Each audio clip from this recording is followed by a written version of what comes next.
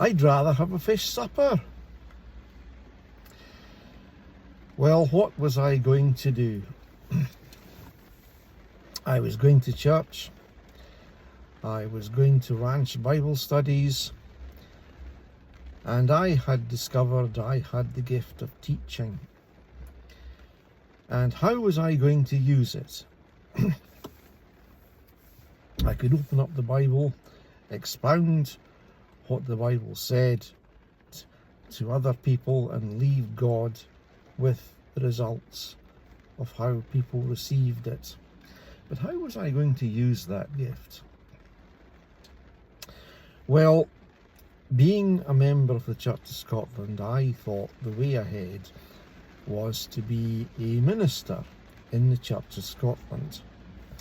And so I set about this, and I needed to go to university.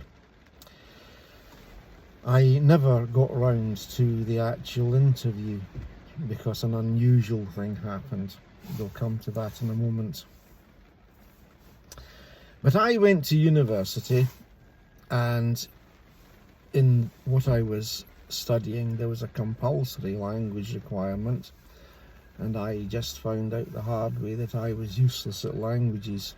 I'd never done languages at school because I'd never had the opportunity to do them, and I was studying a dead language and I just could not pass this. It was too difficult, and eventually I left the university, but I was determined that I was still going to enter the ministry.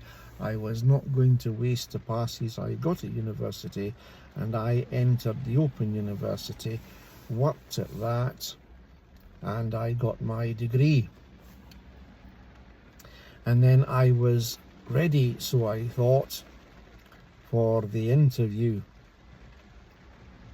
So I sent a letter off to get an application form, and here's the unusual bit. My minister had left the church and gone to the offices in Edinburgh, the very place that I'd sent this letter to, application for an interview. And my letter fell upon his desk, and he contacted me as a friend, not as some official from the Church of Scotland. He contacted me as a friend and said, "Can I have a meeting with you?" And in the course of that meeting, he expressed some concern about what I would be like as a pastor.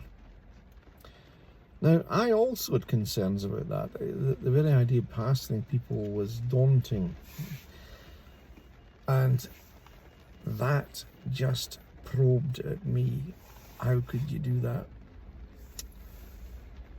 And he left the decision with me. I could have applied if I'd wanted to, but I really thought about this and I thought, you know what?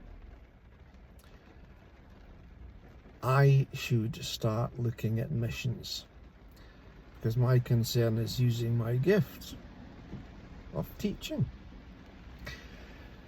And at that point, I had about half a dozen missions that I was familiar with, and Operation Mobilisation was the one that was right down at the very bottom of the list, the one that I personally knew the least about. What I had not realised is that while I was at university, we would have meetings in the hall of residence where I was, and one of the things that we did was we listened to cassette tapes by an organisation called Things That Matter. It was a tape lending library. Cassette tapes, yes, I'm that old.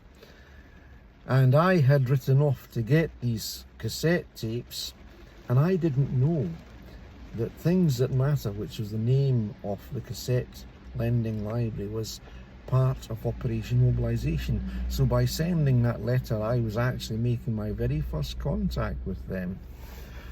Anyway, I wrote to Operation Mobilisation, and I got the necessary backup from the church. And I went to the Quinta, and to cut the story short, having had 3 interviews that day, 3 in one day,